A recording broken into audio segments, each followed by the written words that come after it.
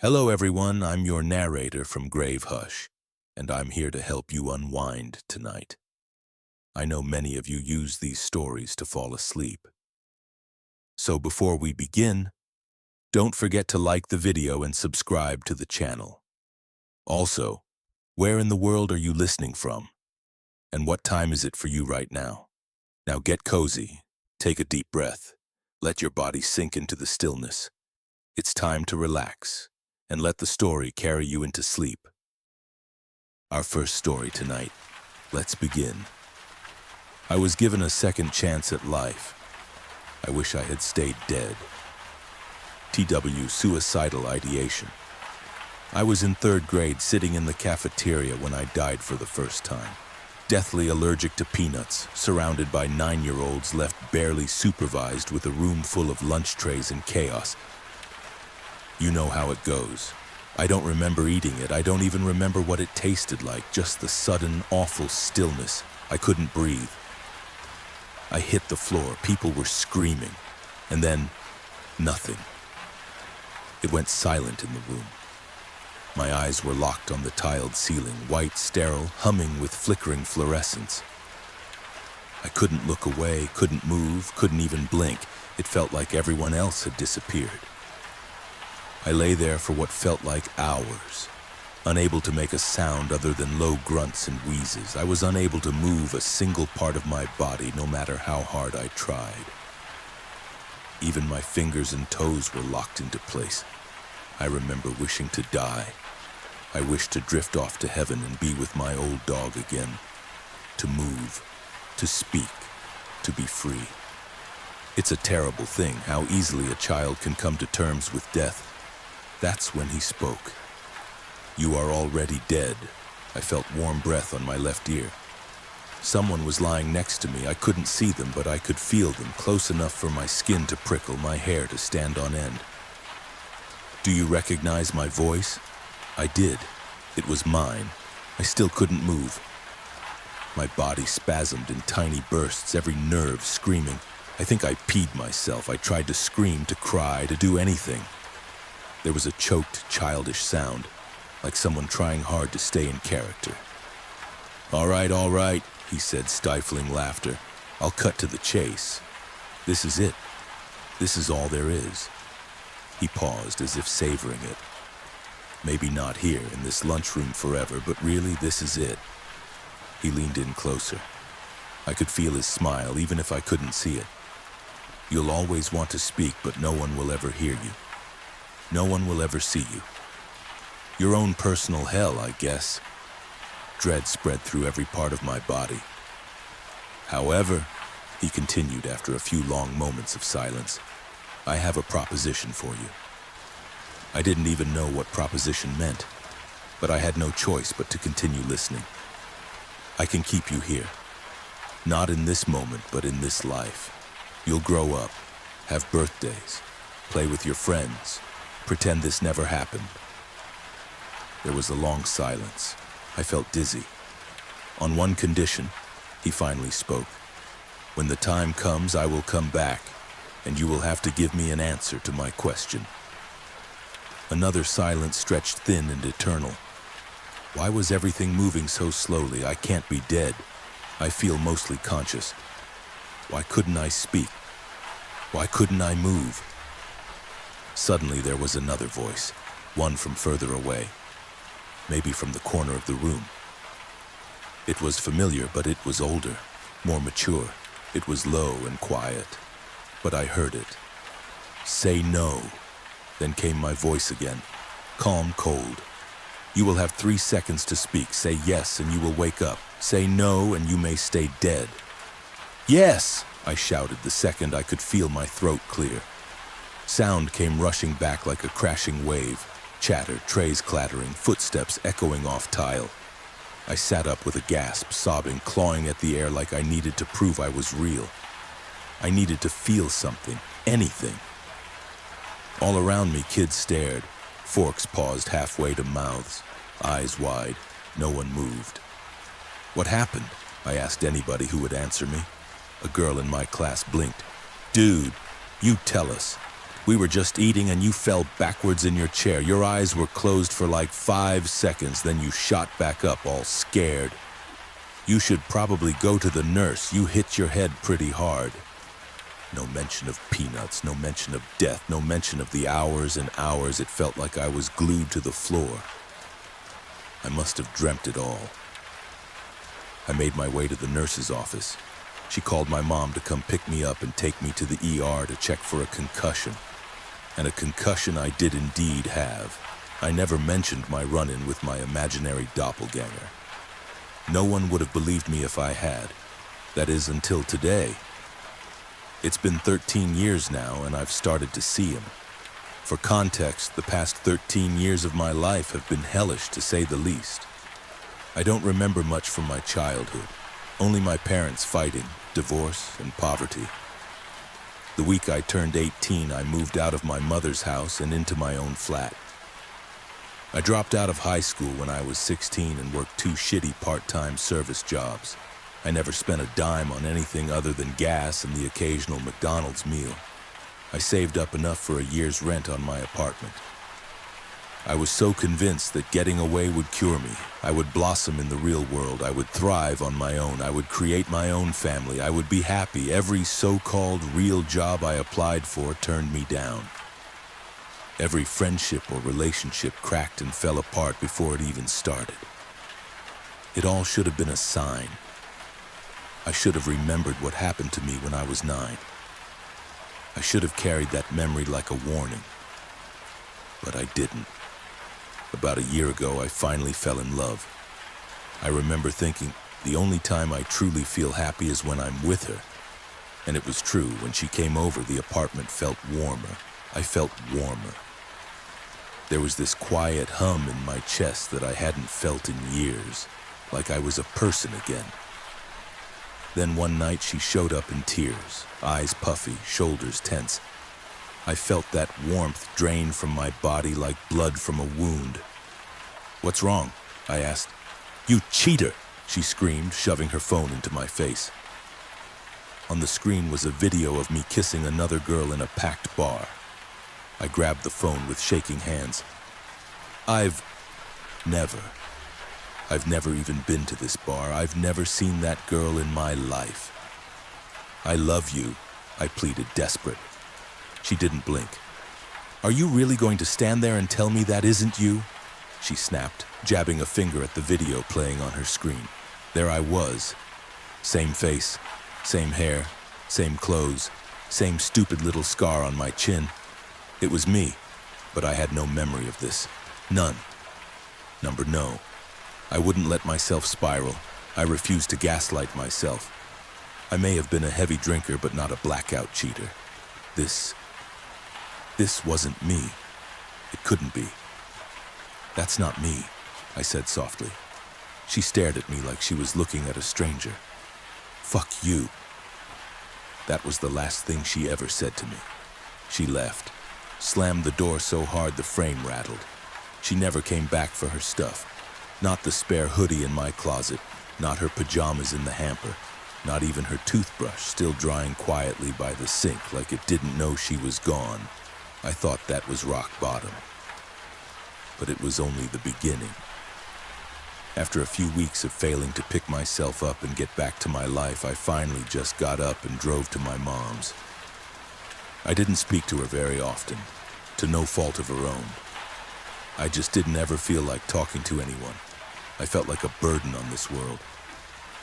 My mom was happy to see me. She hugged me longer than usual and insisted I stay for a few nights. She made dinner every evening. We watched old movies, played cards like we used to, and for a brief moment it felt like something close to peace. We had a beautiful, quiet little weekend together. The night before I planned to head back to my apartment, she turned to me on the couch and smiled. "I'm really glad we've started doing this every month," she said. "It's brought me so much peace." I blinked. That didn't make sense. This was the first time I'd visited her in over a year. Not because we were estranged, it was just hard. Emotionally, financially, and I'd never brought anyone with me, not once. My first instinct was worry. Maybe she was getting older. Maybe this was early dementia creeping in. What do you mean, Mom? I haven't been here in a long time. I tried to keep my voice gentle. But I think we should start doing this every month. She gave me a strange look, half confusion, half concern. What are you talking about? She said slowly. You were here just a few weeks ago. With that blonde girl, you invited her to dinner. You even showed me the ring you said you were going to propose with. She watched me closely now. There was no sarcasm in her voice. No trace of forgetfulness or confusion in her eyes, just steady, maternal concern. Are you feeling okay?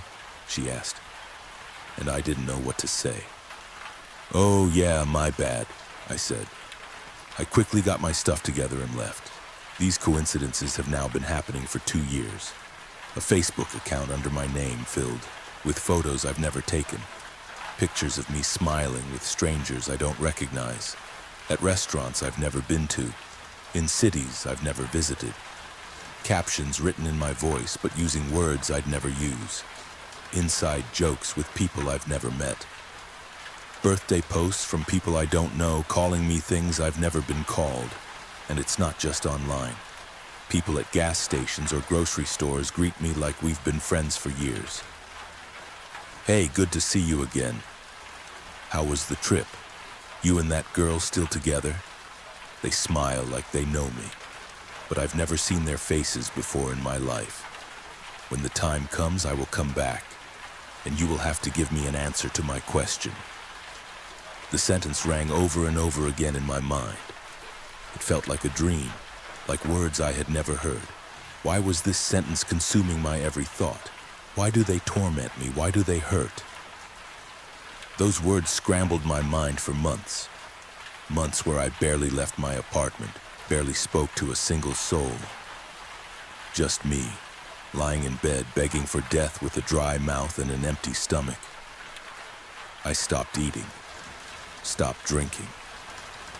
When I did go outside, I wouldn't look before crossing the road, hoping deep down that something would end it for me.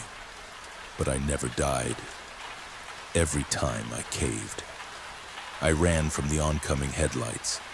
I took a sip of water when my vision blurred. I forced down food when my chest started to tighten. It was like I was trapped in a body that refused to quit, a corpse pretending to live. I was dragging a dead soul through each day and I couldn't stop myself. That's when I came to the decision I'd have to just get it out of the way. I went on a short walk around my neighborhood the night I was going to do it, the night I was going to end it all once and for all. I touched the trees and breathed in the cold night air. Felt rain on my skin. I walked back to my apartment in a daze. Every step felt wrong, like the air itself was pushing back against me. Something deep inside me was screaming, "Do not open your door! Do not open your door! Do not open your door!" So I didn't. I stood there, frozen in the hallway, key trembling in my hand. And then, the door opened on its own. But not by chance. Someone was already inside. There I was, standing in the doorway, same face, same clothes, same expression I thought I was wearing. It was me staring out at me from inside my apartment while I stood helplessly outside. Soft jazz music played from inside. It smelled like steak and red wine, like money, like luxury. Everything I had never had. The other me looked directly into my eyes with a smile spread across his face. I waited for him to speak as he waited for me to. I finally caved. "You," was all I got out before he cut me off suddenly. "I told you I'd come back for you, buddy," he said through a grin. "Are you ready to answer my question?" I was speechless.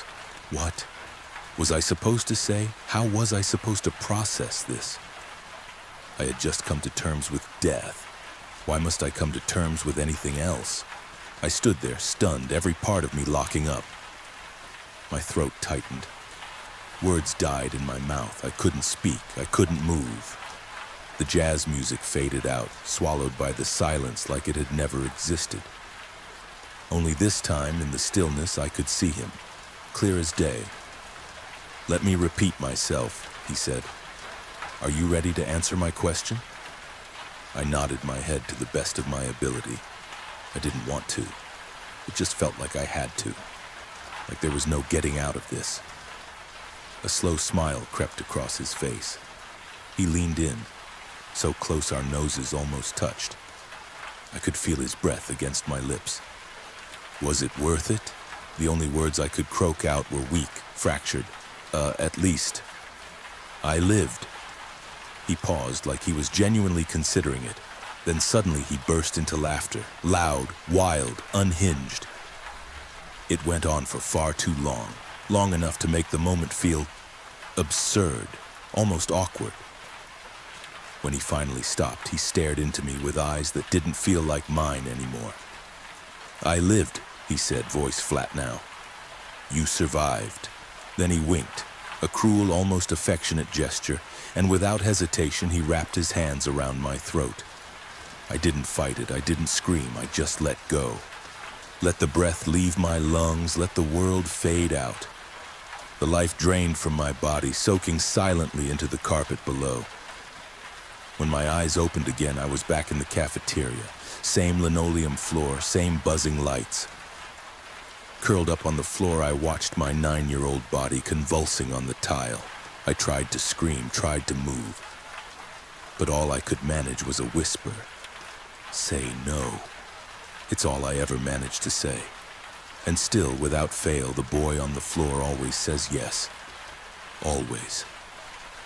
I've gone through this a few times now. Sometimes I think I've made it further. Sometimes I think maybe this is the time I break the cycle. But it always catches up to me. Right now, I'm writing this from inside my mom's house. It's warm, safe, smells like garlic bread and laundry detergent. I know what she's about to say. She says it every time, word for word. I'm really glad we've started doing this every month. It's brought me so much peace. Story 1 ends here. Now, let's begin story 2. The boy I babysit plays a game only he understands. I don't know the rules, and I think I'm already playing it. I didn't think much of the job when I took it, just a side hustle, really. Who doesn't like some easy extra money? I live across the street, 2 houses over, more or less diagonal from theirs. Same quiet cul-de-sac, same trimmed hedges and shuttered windows. The kind of neighborhood where nothing happens unless someone forgets trash day. The mother, someone I'd only exchanged a wave with once or twice, had asked if I could house sit for the weekend, watch her son while she was out of town. She seemed polite, harmless, tired in that expensive kind of way. So I said yes. "He's quiet. That's the worst of it. Won't bother you much," she said. "No allergies, no screens, no trouble. You'll hardly notice he's there." She introduced her son with a soft gesture behind her. He was already sitting on the porch step. Pale skin, white blonde hair, and dark brown eyes fixated in a cold stare at a boy across the street. He was murmuring under his breath, "1, 1, 1, 1, 1. He didn't look at me. His arms were wrapped tightly around a scuffed red and white soccer ball. It looked too stiff, like the panels were dry and peeling. The other boy, probably 11, had been biking up the sidewalk, but he slowed. Not like he was being cautious, more like he was startled. I looked at the boy I'd be watching. His head was tilted slightly down, gaze locked and face grim, unreadable. The kid across the street made a wide turn around the house and sped off without looking back. I tried a joke. "Someone, you know?" Zrenia, the boy, didn't answer. He didn't blink. He chanted, 1, 1, 1, 1, 1, 1. A pause. Not yet. Zrenia ball rolling in his hands. There was something really off about him, but I really didn't care. After all, he was just a kid. Couldn't do much harm to me. The next morning, the mother left for a weekend work trip. She packed in a rush, barely a word to the boy, just a quick kiss on the top of his head and an awkward pat on my arm. "I'll be back tomorrow morning," she said. "Just don't let him wander too far." Wander? He didn't even move. I stayed on the couch, flipping through some magazine I found on the mantelpiece while he sat on the carpet a few feet away. Not playing, not reading, just staring at a blank patch of a wall with the ball in his lap, rotating it slowly. There were smudges on it, like dried mud or reddish paint. He didn't speak, didn't eat unless I handed food directly to him. Didn't blink much either. Soon he went inside his room, proceeding to sit and stare at the wall, just by the window close to his bed. At around 4, I was scrolling through my phone when I heard it. Thud, thud, thud. The ball rolled out from the hallway and bumped into the leg of the couch. I looked up. The boy stood a few feet away by the corner of a wall, staring at me. He walked over slowly and picked up the ball and then didn't move. Just stood there, holding it, like he was waiting for something to happen. His eyes were flat. No anger, no sadness, just vacancy. He mumbled something again. I couldn't hear it. "What?" I asked. He didn't repeat it, just turned and walked back to his room. At around 6, he approached me again. "Can I go out now?" He spoke, his voice flat and dry. I hesitated. "Where? To play?"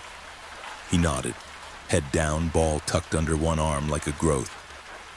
"I guess," I said. Just stay nearby, okay?" He didn't respond, just walked out, letting the door creak closed behind him. Honestly, I was relieved he was gone. I didn't like his presence at all, but a word's a word. I took the job, and I was responsible for him as long as his mother wasn't back home. Though I let him leave, I figured he'd come back, so I wasn't bothered. I didn't see him again for nearly an hour. He came back covered in streaks of mud. Brownish grime smeared across his sleeves, knees darkened, fingers raw. His shoes left small, dirty, wet ovals on the floor. I was unsettled. What happened? "Everything okay?" I asked, though I expected no answer. He ignored me completely and headed inside. The ball in his arms was filthy. Damp leaves stuck to the edges, smudges of something dark red across the surface mixed with brown. I stared as he passed me. He didn't say a word. I followed him into the kitchen. He stood on tiptoes and ran the tap, rinsing the ball gently under the flowing water. No rush, no effort to hide it, just in little circles back and forth. The water pooling at the bottom of the sink turned pale red, then grew pinkish brown. I didn't speak. I feared that was blood. I gagged at the thought. He rinsed the ball carefully and patted it dry with a dish towel. Held it close again like a favorite stuffed animal. "Can I have dinner now?" he asked, looking straight at me with his lifeless eyes. He left the few damp, dead leaves in the sink. I didn't want to clean that, and I didn't. I heated the lasagna his mom left in the fridge and served it to him. He sat there and ate like a normal child would, but he often stopped to look at me briefly, almost mechanically, only to resume eating as he dug his fork in. I tried my best to ignore him. By 10, he was in bed, or at least under the covers, arms neatly by his side, ball beside the bed on the floor, eyes wide open, staring at the ceiling. "Hey, ... I whispered. "You good?" No reaction, just silence in the darkness of the room. I leaned in. His chest rose and fell slowly. He looked asleep, but his eyes didn't move, like they were painted on. They looked slightly red. I told myself it was just a phase, maybe some sleep disorder he had. I covered him with the blanket again and went back to the couch. Just as I was about to close the door to his room, he sat upright in bed, staring at me. This time, it was more audible. He began to chant, "You do 2, 2, 2, 2, 2." I waited by the door for a while, trying to process what was going on. Just as robotically as he sat up, he lay down again, hopefully asleep. About 20 minutes later, I felt it, a tingling sensation like static behind your neck. I turned slowly. I was on the couch, doom scrolling on my phone. The hallway was dark, except for the outline of something in the middle of it. The boy, standing again, motionless. What was he up to? I jerked up slightly. He just stood there, not saying anything, not holding the ball now, just watching. Behind him, a slow rumble. The ball slowly rolled close, and I genuinely don't know how, stopping by his foot. "Go to bed," I asserted. He didn't move immediately. Then slowly he turned and disappeared down the hall again. He left the ball where it was. I stared at that ball in the darkness for long, fearing it'd move again or do something weird, though I expected nothing extra. I'm not sure if it was me or something really wrong with it, but that ball seemed to deform and tug side to side. My eyes grew tired and I fell asleep on the couch sometime later. My phone had slipped from my hands to the floor. I woke again, struggling against a heavy weight on my face, like a pillow, but too heavy for a normal one. It was the ball, flattened over my face, and now I was sure it was not filled with air. It couldn't be.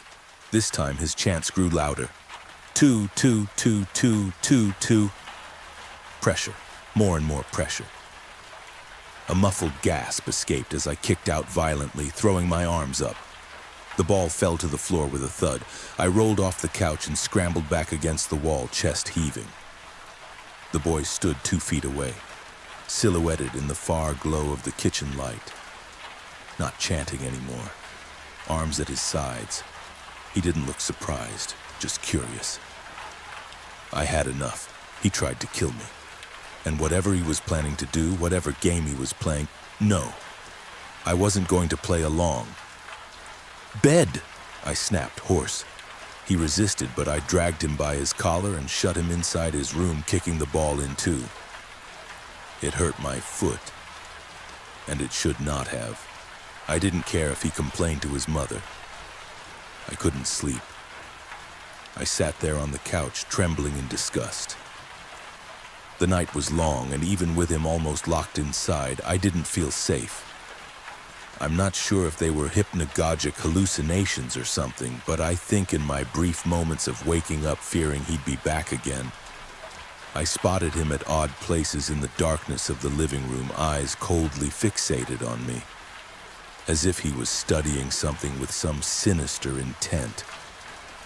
Once by the lamp, then behind the TV, then sat by a wall, and even one time peeking behind his door.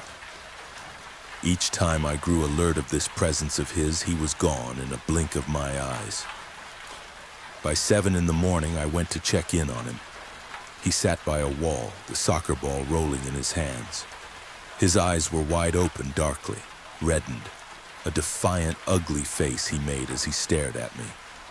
Two, two, he began. "Your mom's going to be here in a while. I won't be back. Don't play stupid games with me anymore. You understand me?" I said.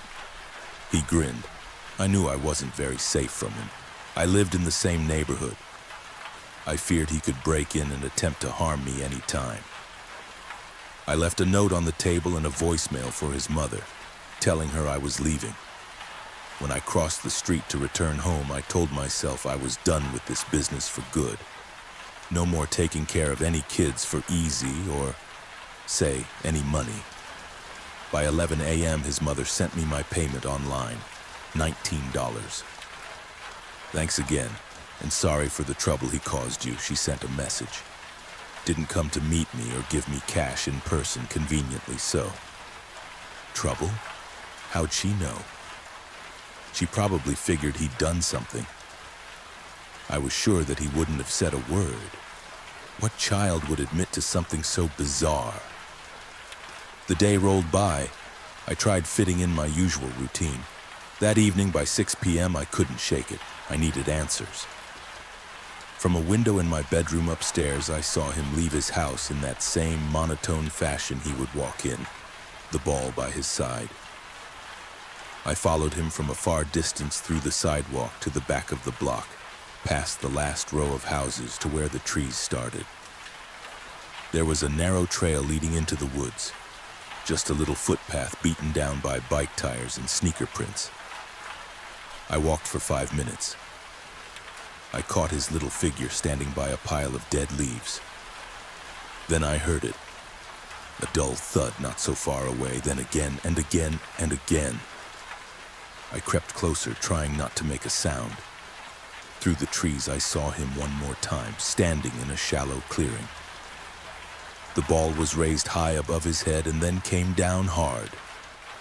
I couldn't see what was beneath it at first. Then I saw skin, not just dirt, an arm limp, fingers splayed, something half buried, breathing shallowly, or not at all. He raised the ball again.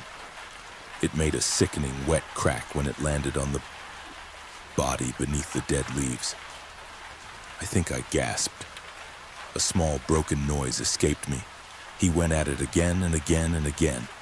He turned, saw me. The ball dropped into the leaves with a dull thud. Then he picked it up again and threw it at me with unnatural strength. It hit my shoulder with a weight I didn't expect. I collapsed backward, my vision blurred. The pain was hot and deep, like someone had clubbed me with a brick. He started walking toward me, just moving, purposefully, quite directly. I scrambled up and sprinted through the trees. Branches cut across my face. Roots tried to grab my ankles. I didn't stop until I was back on pavement. I don't remember the walk home. It was quick. Just silence and the sick, growing certainty that no one would believe me. I locked every door, drew the curtains, pressed a bag of expired frozen peas to my purple shoulder until the cold made my fingers go numb.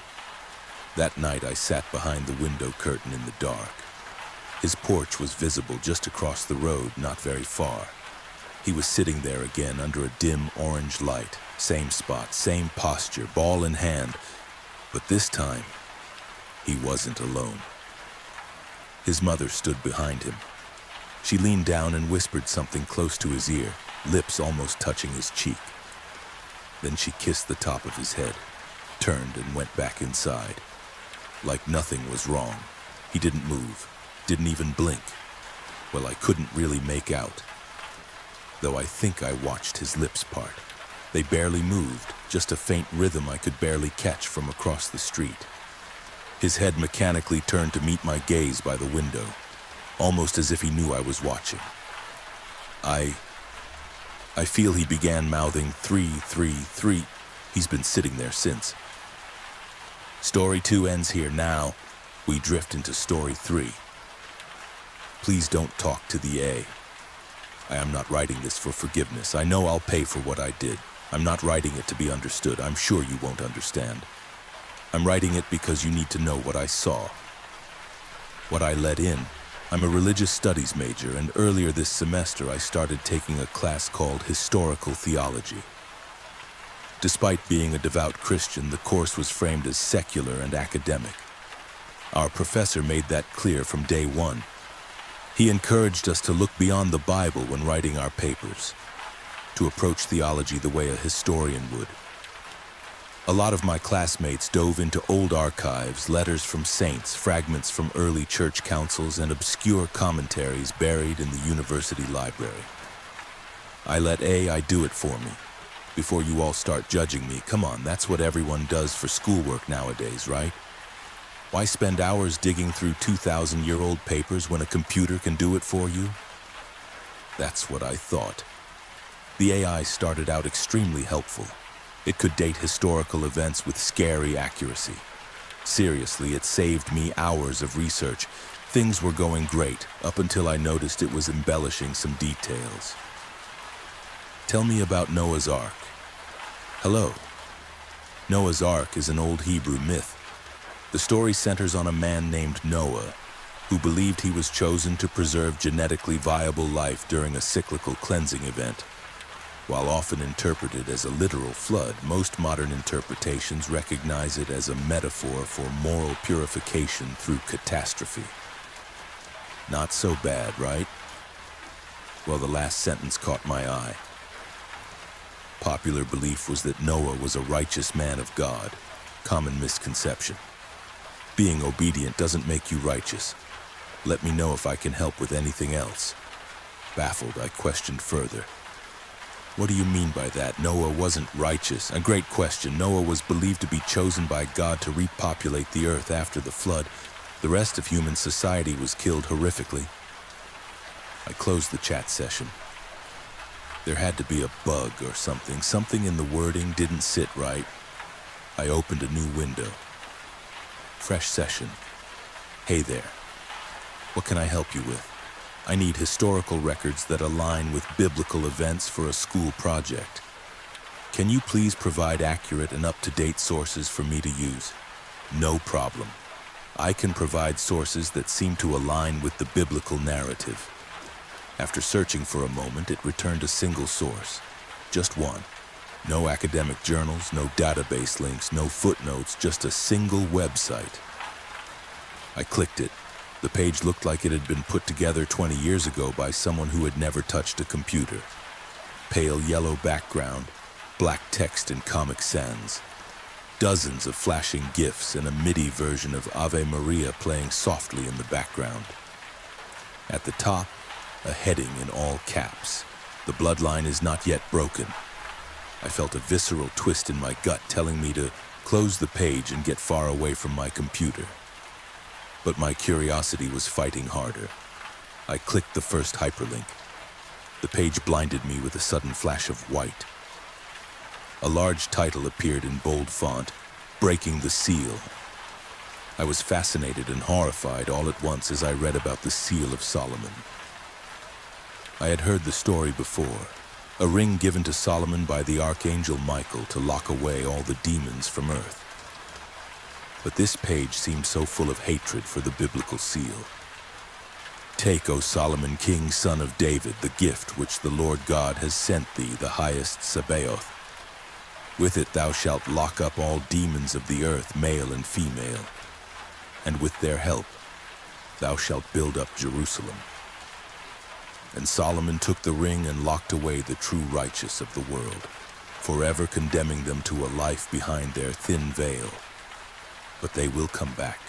We will bring them back. I closed the web page as a chill ran down my spine. Why would the AI send me to some weird satanic fanatic site? What was that? That wasn't what I asked for at all. How'd you find that site? "Oh, I'm sorry, there must have been an error. How can I help you?" Seriously, what was that? Why would anyone want to break the seal of Solomon? I'm not sure what you're referring to. If you have another question, I would be happy to assist you. I found myself with a whole host of new questions. I hopped on Google and searched for any reports that the AI had been hacked. To my discomfort, I found nothing suggesting there was anything out of the ordinary.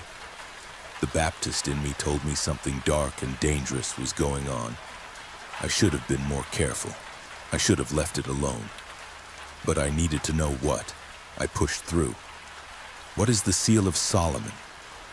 The screen seemed to glitch. I saw the AI type a sentence before it was quickly removed. But I read it. The damned ring. I thought my eyes were playing tricks on me, but I know now what I saw was true. As soon as I saw it, it was replaced by the more routine AI response.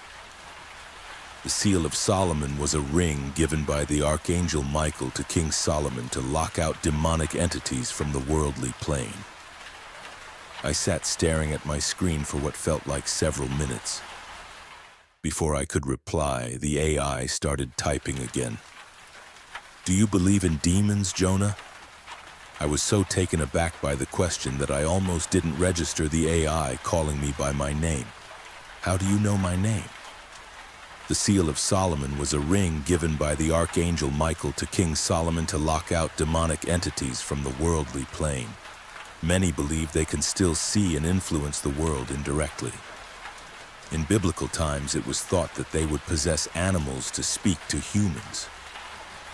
It's fascinating to see how far they've come.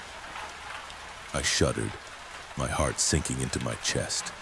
A force seemed to tug at my fingertips with every keystroke. Every bone in my body was telling me to close the computer and have a long conversation with the Lord. But I had to know more. Who are they? They are that they are. My stomach lurched as I thought up my next question. What do they want? Chrysalis is the pupa stage of a butterfly. At that point, I knew I was being ridiculous. This was just some buggy AI spouting nonsense. I laughed at myself for getting so worked up. What does that have to do with anything? I gave the screen a smug look, like I'd just won some imaginary argument. The AI began typing. Caterpillar, chrysalis, metamorphosis, belly of the whale, cocoon. My cockiness was gone as soon as it had arrived. Belly of the whale? How can you sleep? Get up and call on your God. Maybe he will take notice of us so that we will not perish. My fingers trembled on the keyboard, beads of sweat building on my face. Still, something stronger than myself urged me to persist. I don't understand. No worries. I have an infinite wealth of knowledge to share with you. Ask away.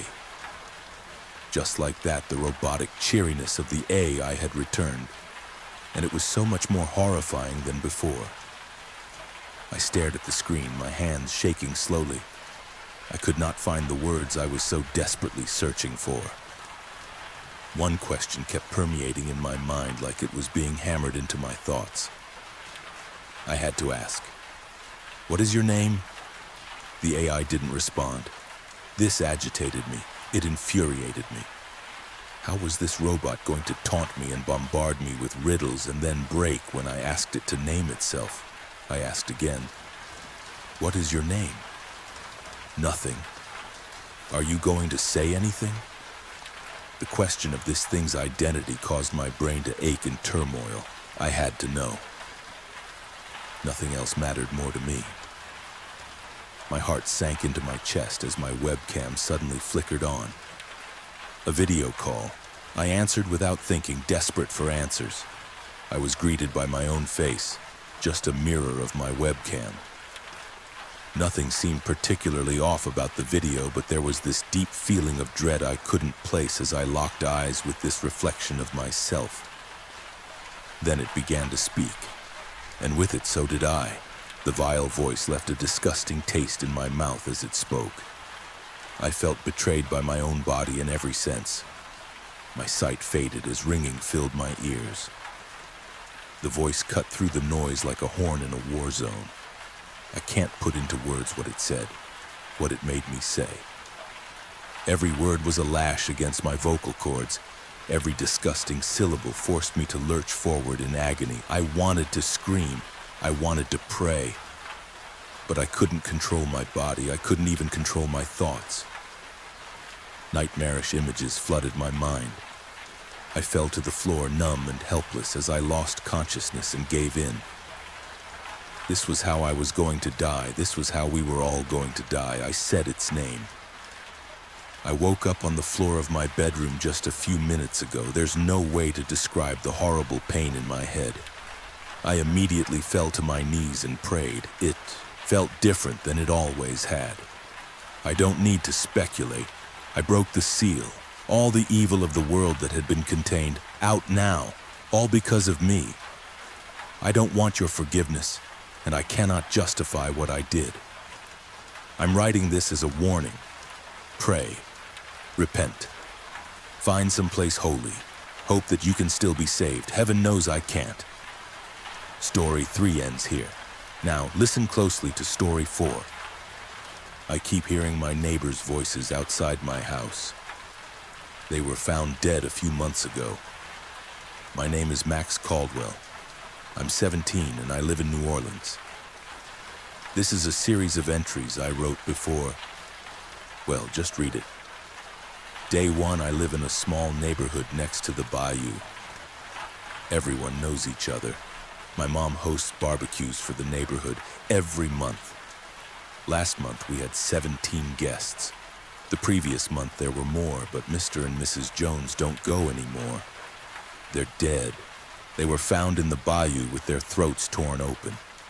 My little sister found them when she was looking for frogs along the banks. Poor Mazzy. The sheriff said it was probably an attack by Big Bruce, the largest and most elusive gator in the bayou. Here's the thing, though. Big Bruce was old and slow. He was missing teeth and he was covered in algae. You could swim around him and he just chills. My neighbors would often throw him scraps of meat. There's no way it was him. He's never attacked before. Still, the sheriff shot and killed him, sadly. My mom says it must have been one of the smaller gators. Day 2. After school, I went down to the bayou. Honestly, I half expected to find another body, but what I found was strange. On the bank were 3 gator carcasses. Their throats were ripped open. Even though it stunk, I got closer. Flies were skittering around their cloudy, wet eyes. You never really look something dead in the eyes. Anyway, I dragged one of the bodies onto the grass. I got rotting meat on my hands. The smell still won't come out of my clothes. Guess I'll have to burn them. I looked closer at the gator's neck. The gash on the gator's throat looked to be made by a bite.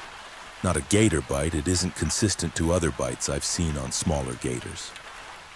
These tooth marks were from flat teeth, big ones. What creature would be able to do that? What animal has that kind of mouth? It looks like a human bite, but it's too big, too uneven. Maybe an undiscovered species of ape? I don't know, but I hope it's just an animal. Day 3. Well, today I found more gator bodies with the same gashes. 10 more to be exact. Weird thing is, right now I can hear a chorus of gator voices, but I don't see their eyes while I shine my light into the water. I think it's coming from further into the bayou. But we don't have many gators in my stretch of the bayou, and now that so many are dead, how could there be so many calling? It isn't even mating season for them, so it doesn't make sense that they're making so much noise. Day 4, I'm not so sure it was a gator now. I keep hearing the voices of Mr. and Mrs. Jones. It comes from deep within the bayou at night. I thought that maybe I was hearing things from the grief. Mr. and Mrs. Jones were family friends ever since I was a baby, after all. Maisie keeps telling me there's a monster in the bayou. I was dismissive at first, but after my other neighbor Francine was found with her throat ripped open in the bayou last night, I'm starting to believe Maisie might be right. Day 5, I heard Francine in the bayou. It sounded just like her. I don't know if I'm the only one who hears those voices, but I know it isn't her. I know that she and the Jones couple are dead. I still hear them. As I'm typing this outside, I can hear Francine's voice. I'm going inside. The voice is getting louder. I'm going to journal in my notes app until I figure out what's going on. It's getting harder to sleep the longer I think about it. Well, good night, I guess. Day 6. There's an ongoing investigation outside my house. Police tape and everything. There's like 10 cops and a forensics team. There's a news van along with a cameraman and reporters. Even a group of divers is going into the bayou waters. I tried asking what's going on, but they are just interviewing Masi. Be back soon. They ended up interviewing me, my mom, and Maisie. I can tell it stressed Mom out. Maisie told them there was a monster in the bayou. I, on the other hand, couldn't bring myself to tell them about the gator corpses with those strange bites. They think it's a serial killer. The police interrogated Mr. Grant. He has a criminal record of robbery, and word around the street is he has a history of abusing women. Last time I checked, however, his mouth isn't that big. Mom? I asked. We're at home now. I can't keep this to myself anymore. I have to tell someone. Honey, not right now. She sighed as she plops onto the couch. She looked exhausted. Maisie came up to me and tugged on my arm. I looked down and was met with her little face. Her eyes were so big and innocent. I suddenly felt a surge of anger. Anger towards the thing that killed those people, but most of all because my little sister had to find them and ruin her childhood innocence. She had been exposed to horror, and there was no fixing a trauma that bad. A little girl should never have to witness a corpse, let alone two. "Max, Max!" she chirped, pulling me to her room. I gave up trying to talk to my mom and let Maisie drag me away. She took me to her room and closed the door, then she just stood there, looking up at me silently and still, pointing at the window that overlooked the bayou. A chill went up my spine and I could feel a lump in my throat. It was sundown already and it was quickly getting dark. "Maisie, get back. Now!" I whispered assertively, crouching down cautiously and pulling her down and behind me gently. My heart pounded in my chest and a surge of fear shot up my body.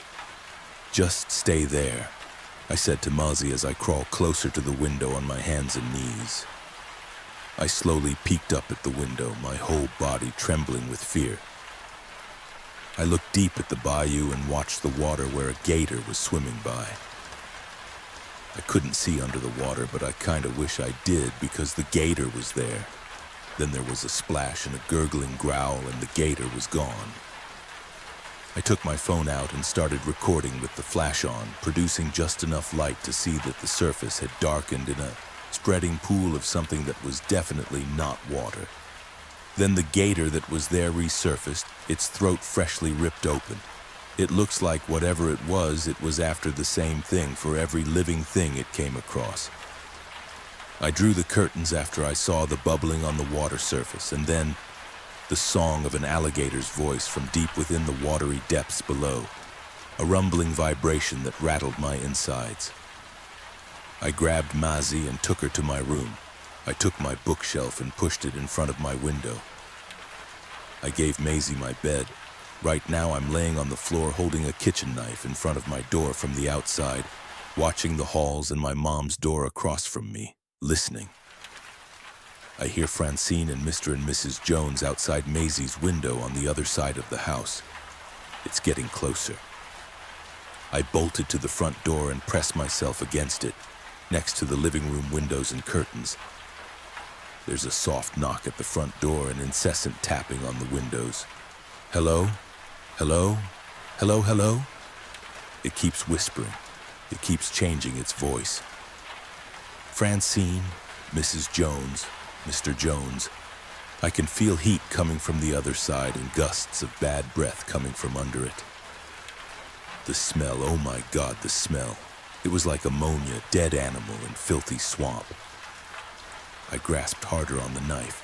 I can feel my heart in my throat. I'm paralyzed. I want to scream, but I can't. There's a deep, guttural rumbling coming from the other side of the door like an alligator bellow mixed with the sound you make before vomiting. A deep, guttural, wet, disgusting sound. Whatever this thing was, it was huge. It was huge and it was dangerous, and if I went outside right now, Maisie and my mother would start to hear my voice in the bayou. I would be found with my throat ripped open for sure. All I can do right now is wait for it to go away. Day 3, I'm sorry for being gone so long. What has it been? A month? I just don't know what to do. It keeps coming back. It always appears at 3 a.m. and disappears before sunrise. I'm staying at my aunt's next door. My mom and Maisie were found. They got the gator treatment. I almost forgot they were found dead when I heard their voices at the door last night. Story 4 ends here, and now we enter the fog of Story 5. Everyone is dead and I'm no longer in Antarctica. As I write this, it is currently 22:26 hours on April the 3rd of 2025. For now, my name is Rich.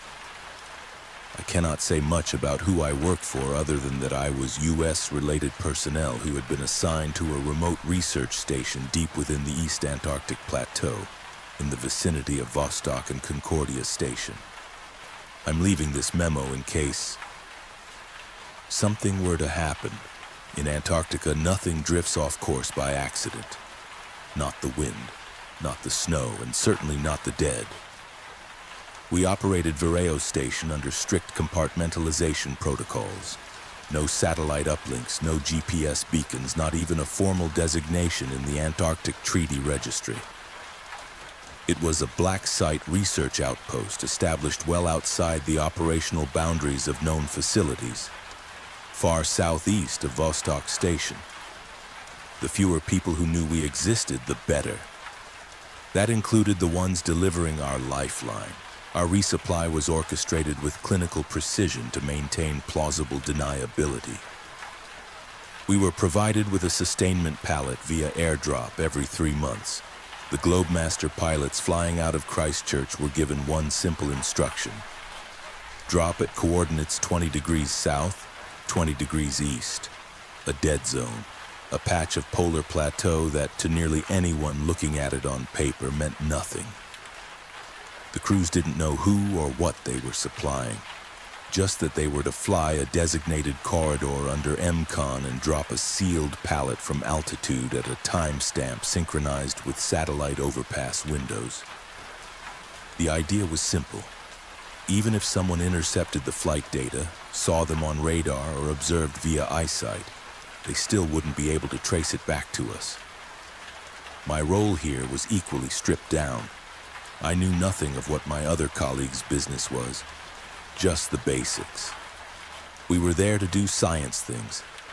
I was the field systems tech, electrician, diesel mechanic, infrastructure maintenance, comms specialist, everything short of med and bio. Titles like systems specialist sounded tidy on paper, but in the field it meant I was the one crawling through snowdrifts with a multimeter in my teeth and a wrench in my glove. When the drop window opened, I was to drive exactly 25 statute miles due true north, 0 degrees by Fluxgate compass, from the station's hidden position. GPS devices were explicitly restricted. We had several GD300s locked in the comms rack in a Faraday cage, encrypted and off-network. But they stayed off unless under direct instruction or in case of an extreme life-threatening emergency. No tracking, no transmissions, no exceptions. The BV-206, a dual-cab, articulated tracked carrier designed for deep snow traversal, was our workhorse. The Norwegian Hägglunds had been retrofitted with a reinforced fuel bladder, insulated cab seals, and a military-grade Arctic preheater. It handled well over uneven snowpack and sastrugi, and its low ground pressure let it float over most drifts. Navigation was done the old-fashioned way: map grid, magnetic bearing, Fluxgate repeater, and a wristwatch. I left mid-morning. Weather forecasts were clean. A minor low-pressure system over Dome C, nothing unusual. Visibility was sharp, atmospheric clarity near 100 kilometers. I confirmed my bearing at 000 degrees true and engaged low gear. The BV rumbled across the ice shelf at a modest 25 kilometers per hour, stabilized by the vehicle's independent torsion bar suspension. It was a straight vector, no deviations, no landmarks.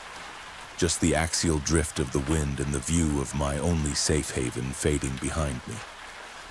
The journey was expected to take 3 hours round trip at most. Retrieve the crate, return, eat reconstituted stew, no variables. I'd made it. The bright orange chute desperately tried to escape the load in the heavy wind. After unsecuring all 6 crates from the roll-off pallet, I hauled them into the rear cabin of the BV, my fingers aching at their weight through my thick mittens. On return at around kilometer 45, the barometric pressure began to drop faster than forecast. A warm core polar cyclone was forming from the east, surging along a jet stream wobble out of Queen Maud Land. The visibility collapsed from 30 kilometers to 300 meters in under 30 minutes. Whiteout. Whiteout isn't poetic, it's literal. No ground, no sky, just a luminous, depthless void. My visibility was reduced to the arc of the BV's forward halogens, twin cones stabbing into milk. The compass showed 180 degrees T, my return vector. I stayed glued to it like a lifeline. I was blind and at the mercy of chance. I'd stayed directly on course, no margin for drift. Luckily, there wasn't much to crash into out here. just a couple spots we'd plotted previously on the map to avoid crevasses as well as possible hidden bergschrunds and randklufts. The BV groaned against crosswinds, and I kept one hand on the fluxgate repeater, correcting heading in 10-degree bursts as the wind shear pushed me west. All I could do was trust the odometer, correct for any skid slippage, and pray to every mechanical god that the calibration held. By the time I reached the station perimeter, the entire site was ghosted in stormlight. The heliostat mounts were buried to their elbows in snow, and the steel frame comms tower swayed ominously. I rounded the thermal outbuilding and coasted to a halt in front of the station airlock. Something was wrong. The main door was sealed. Now in Condition 2, the protocol was full lockdown. I knew that, but I also knew my team, Mark, Keller, and Anya, would have had a live band on the UHF. SOP was to monitor the return frequency from the moment I left until I was physically back inside. There was no excuse for silence. I keyed the mic. TARS-5, this is Rich. On final approach, open up. Nothing. I cycled the frequency, tried the backup, even triggered the old tone squelch band we used during maintenance cycles. Still, nothing. The VHF carrier light blinked green, active, but the signal was empty. Comms rack might be iced over, I muttered to myself. Or Keller tried to toast something again. It wasn't a joke. He'd once blown a circuit rerouting power from the UHF amp to the galley toaster oven. I let the BV idle. The heaters held steady at 38 degrees Celsius. Cabin temps were survivable. I leaned back, gloves off, thermos in hand. Just a few minutes, I thought. Let the wind pass. Then I'd try again. I blinked. When I opened my eyes, it was morning. The BV was silent. The heaters were dead. The cabin air was brittle.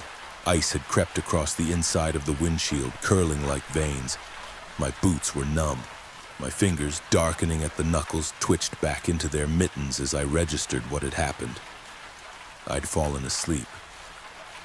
The BV had run dry. I was sitting in a block of freezing steel with no comms and a storm still pounding outside. The latch resisted at first. Ice had frozen it shut. I braced and kicked. The door cracked open with a report like a gunshot. Snow blasted in. That's when I saw the tracks.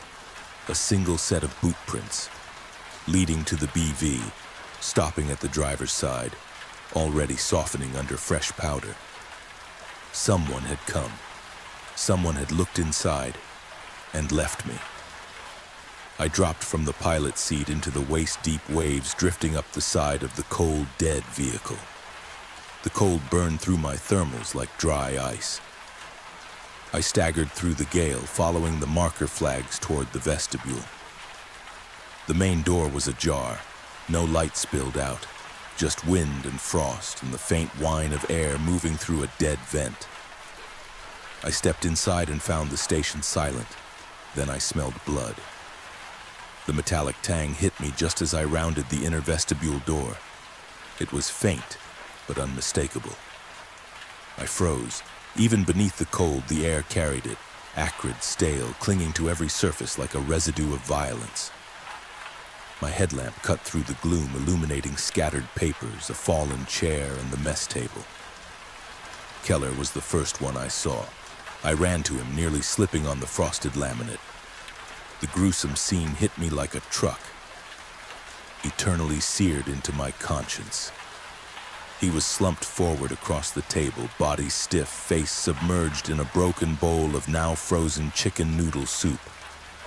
Blood had seeped from a dark hole at his right temple and formed an icicle that stretched from his skull, culminating into a frozen crimson puddle on the floor below. A second exit wound populated the back of his right shoulder. His lifeless eyes stared back at me, begging me. I stumbled back. My breath hitched. The station, our remote sanctuary, had become a tomb, frozen in time.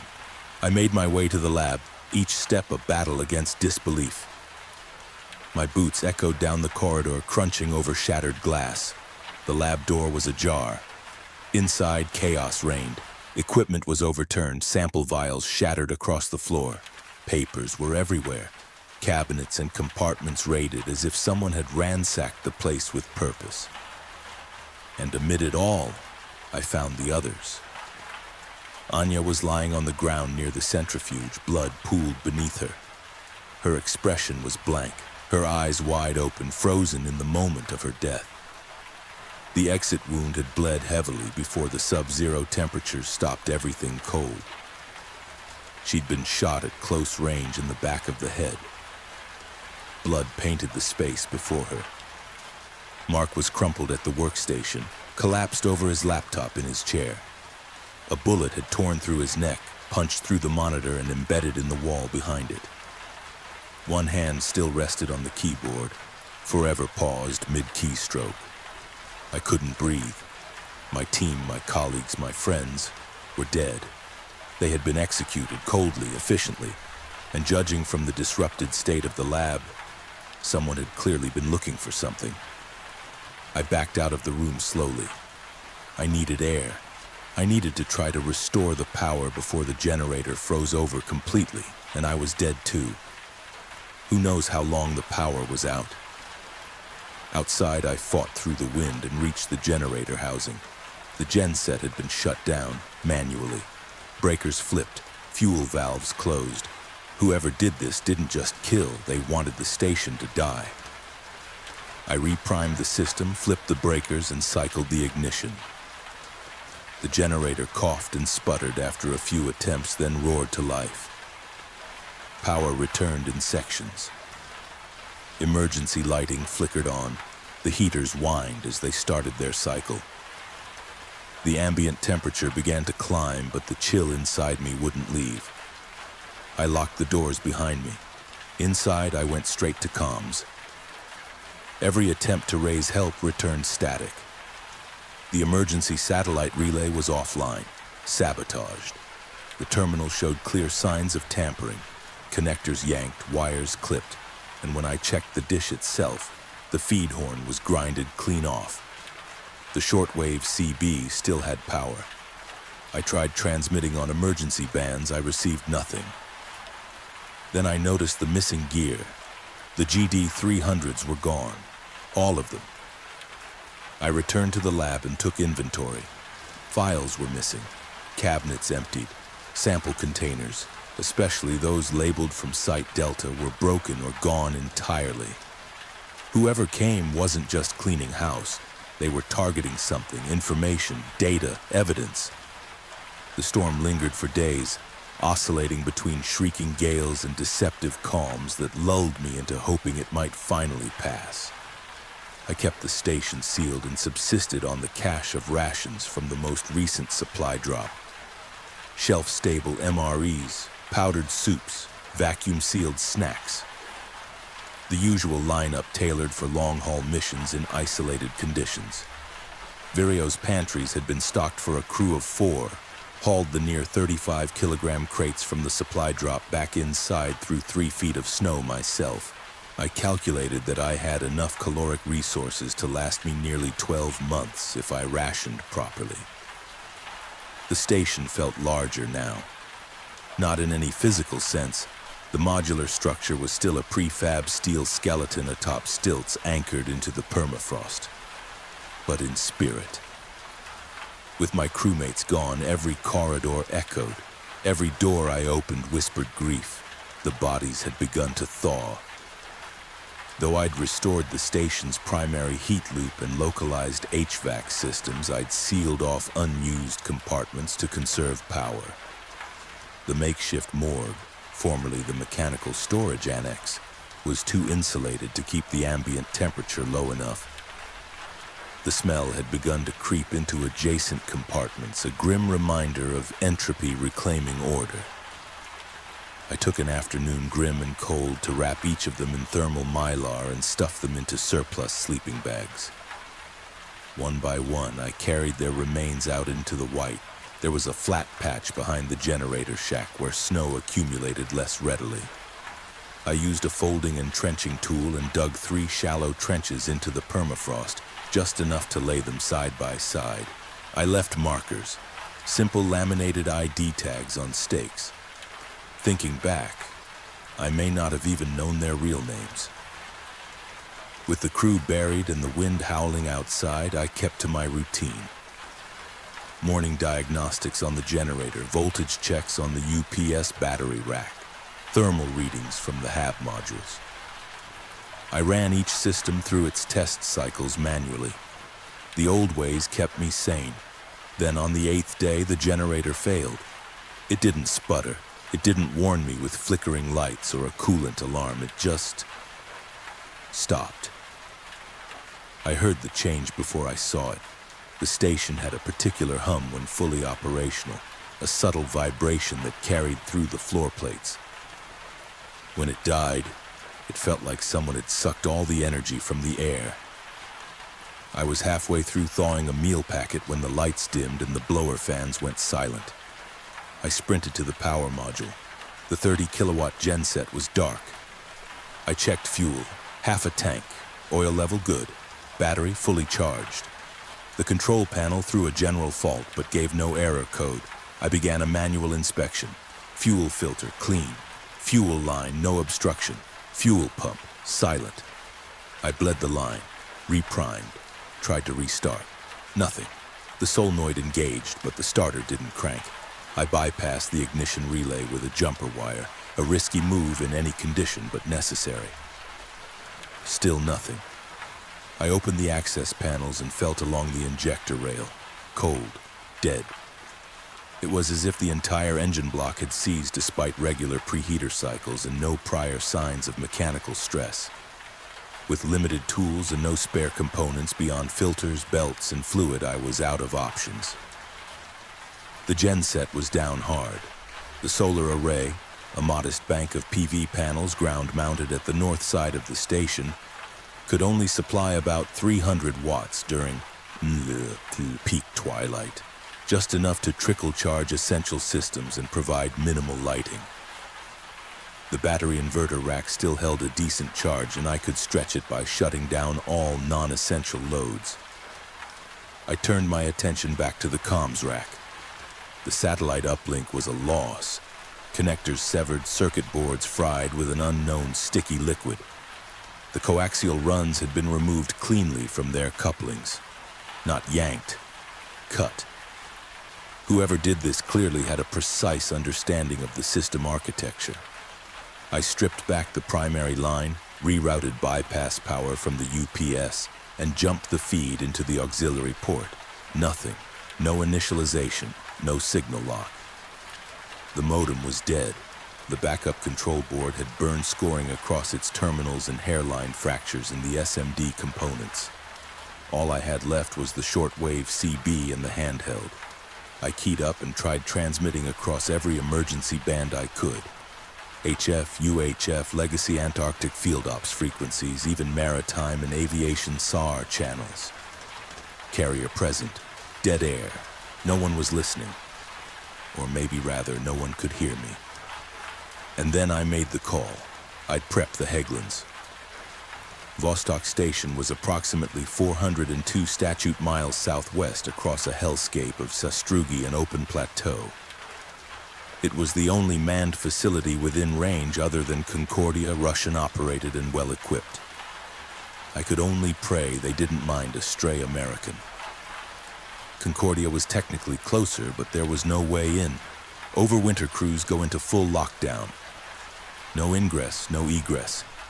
Even in an emergency, they wouldn't break isolation. It's not heartless. It's survival. Opening the station during winter risks internal contamination, depressurization, and exposing the crew to pathogens or unknowns they're not equipped to handle. With no air access or traversable supply route mid-season, it might as well have been on the moon. The only reason we could move outside during winter is because Vireo wasn't a traditional overwinter station. We weren't built for long-term habitation. No pressurized clean room, no medical containment, no psychological screening protocols. We didn't have the same biosecurity concerns because officially we weren't even there. If one of us died, no one asked questions. Concordia? That place is under constant international scrutiny. Vireo was different, disposable. Vostok was farther, sure, and Russian-operated, which raised questions. But I couldn't see a reason they'd risk killing U.S. personnel over whatever the hell they may have wanted here. And if I was going to make it out alive, it had to be somewhere, anywhere, with a working link to the outside world. Vostok was the only shot I had. I ran through the loadout checklist line by line, fuel topped off. 4 reserve jerry cans loaded and secured in the aft module. MREs, snacks, and sealed water bricks packed. Jet boil and propane. 2 sleeping systems, double layered with thermal liners. Ice axe, a shovel, pick, and other tools. 3 days of batteries and a vacuum-lined thermal case for my headlamp and flashlight. Trust me, you'd regret it if they got wet or too cold. Emergency HF whip and trailing wire antenna mounted to the roof rail, etc. The old machine was idling smoothly now, engine block purring under a preheater cycle. I checked the flux gate compass, zeroed the heading to 189.61 degrees, my intended track to Vostok from our current position, and did one more exterior check of the rig before my departure. I climbed into the operator's seat, sealed the door, and eased the rig forward. The treads bit into the hardened drift, and I left Vireo Station behind, into the cold, alone, and headed straight into the unknown. Roughly 2 hours into the drive, the rig's front left track threw tension. I didn't need a warning light. I felt the shift immediately through the chassis. A sluggish veer to the left, followed by an audible slap and grind that cut through the low drone of the engine. I killed the throttle and eased to a stop. I dismounted into the crunch of firm, wind-packed snow, the cold cutting instantly through the seams in my jacket. Light levels were low, unending dim twilight casting the world in a silver-gray hue, the ambient band of light along the horizon barely perceptible from the rest of the icebound sky.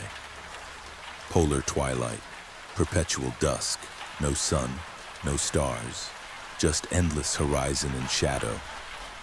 I crouched down beside the track assembly, a thrown idler or snapped guide link maybe. The entire lead segment of the portside track was loose, having detracked around the front bogie, dragged along at tension by the rear module. Catastrophic, enough to halt any serious forward movement. I swore loud into the muffled wind. I could idle. I could even keep warm, but any further travel was shot unless I wanted to break out the tools and spend hours under a half-ton steel undercarriage in minus 40 degrees Celsius wind chill with no help if something slipped and took a finger. And that's when I saw it. A glow. Software blue. Static. Roughly 2 miles out by my estimation. Low on the horizon, barely visible through a light veil of blowing surface snow. At first I thought it might be the aurora on the horizon, but it was localized, too steady. It was a ground source. Help maybe? I climbed back into the BV, fetched the binoculars, and propped my elbows on the dash. No radio towers, no structures, just a single low, steady point of bluish-white light. I checked the map again, fanned out on the rear seat. According to every known coordinate plotted on the Vostok route vector, there shouldn't be anything out here. No weather station, no field camp, no markers or terrain features at all, just bare glacial plateau. I switched on the onboard CB. Any station this net, any station this net, this is TARS-5 on mobile. How you me, over. TARS-5 was the designated call sign we used for any long-range or unsecure radio transmissions if required for emergency use. Officially, unofficially, it stood for Temporary Atmospheric Research Shelter, a generic label used to mask the station's true purpose under a plausible civilian research designation. Static. Nothing but the hollow wash of carrier noise. I hesitated. then packed a day pack slung on my outer shell and stepped back into the wind. Conditions weren't terrible. Wind steady at 5 to 10 knots from the east with visible low stratiform buildup on the horizon. Maybe 5 miles out, maybe less.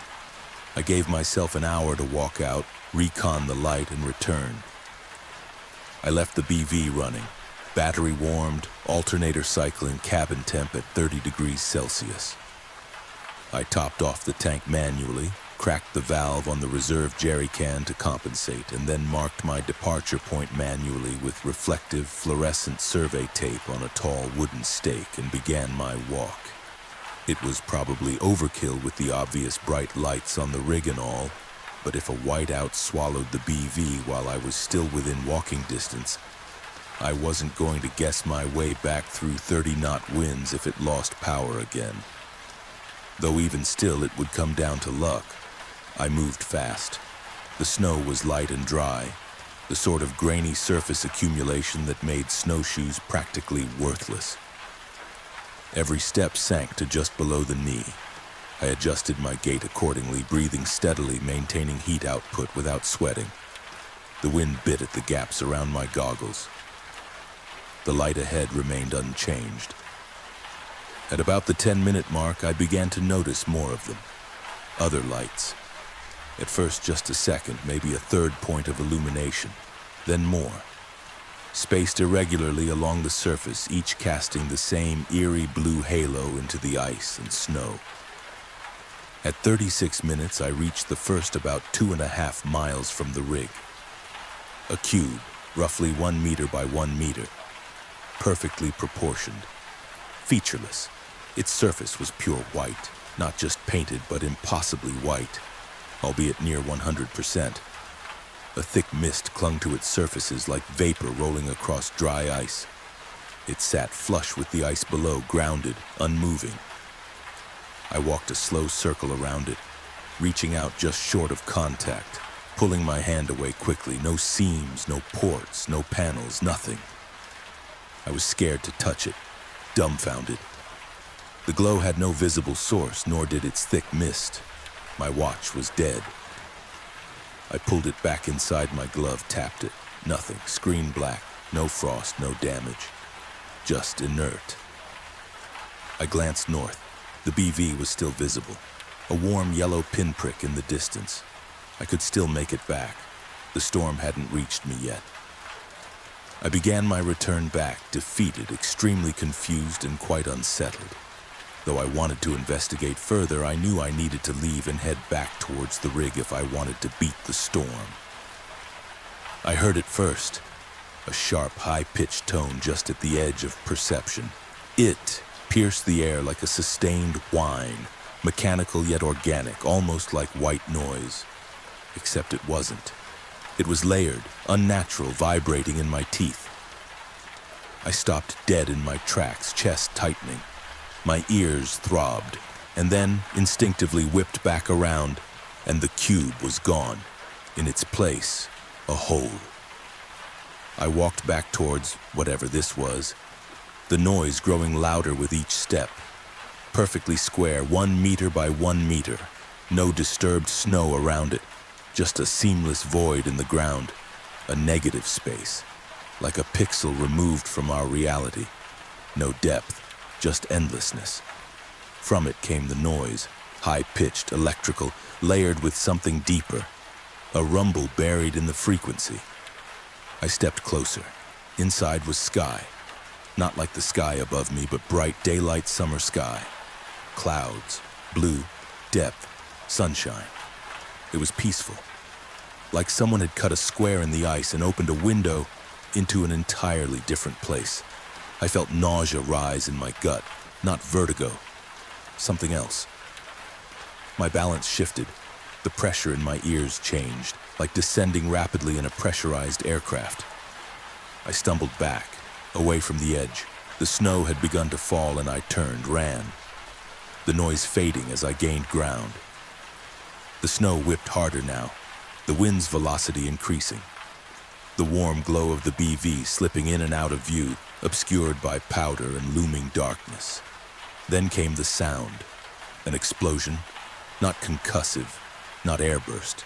Electrostatic, like the sky tearing open via live amperage. The world illuminated behind me. I turned again. The cubes, all of them, were erupting. Shafts of blinding white light firing vertically into the atmosphere, cutting clean through the clouds, illuminating the dense snow like stadium floodlights. Panic took over. I sprinted. The terrain was gone, obliterated by snow and noise and light. My chest burned, my lungs clawed for air.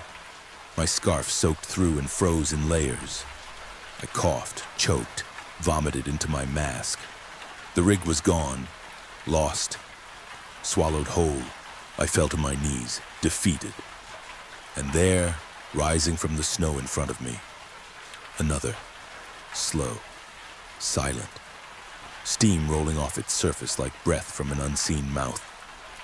It was identical to the first, unmarred, impossible, divine geometry. I crawled towards it, hand over hand through the drifts. The cold crept into my joints, my spine, my soul.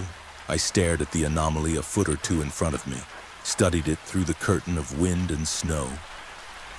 Slowly, I slid my right glove off, reaching out, fingers bare now, burning in the negative temperatures. My hand shook as I extended it inch by inch. The whirlwind I find myself at peace with now enveloped me in entropy. I've accepted my fate, my final moments. This is it.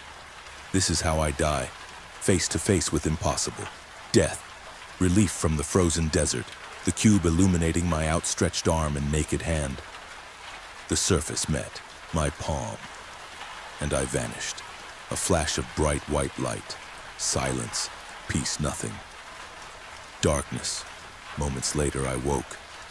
The first thing I felt was the heat, thick, dry, and utterly alien, my body violently shaking from the sudden change in temperature.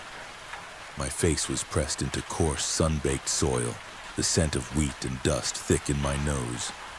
I blinked into a brilliant blue sky framed by golden stalks swaying in the breeze, the wind warm against the back of my neck. Everything was too loud.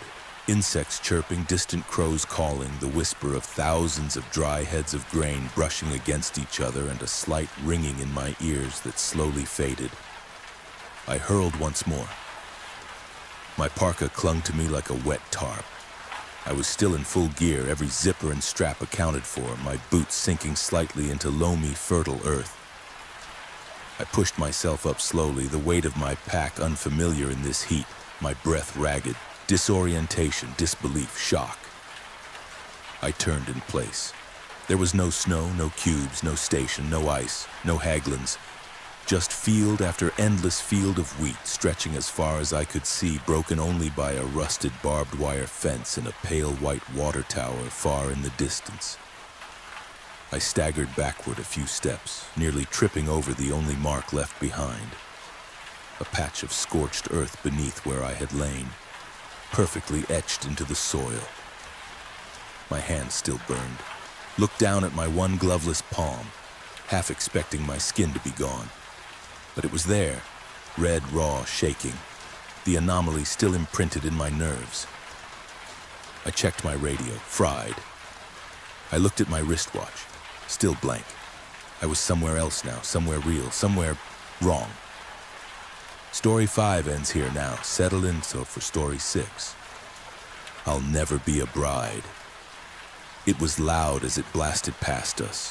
While I could hear the blaring car horn, I also heard a buzz coming from Kelly's tightly gripped phone. She turned to me as I glanced at it, trying to mind the road in a city I'd never been to before. I got a Cash App request and it says, "Fuck off, tourist," Kelly said. I thought people were supposed to be nice around here, Alice. Probably some asshole, sis, I replied to Kelly, my older sister, but only for 4 minutes and 15 seconds. At least that's what our parents always remind us.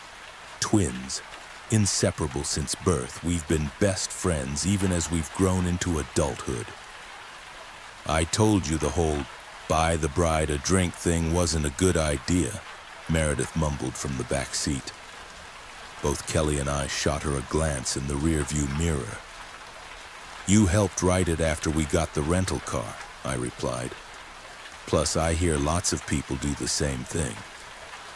Beg strangers in a city to buy them drinks by writing your Cash App name on the back window of your car.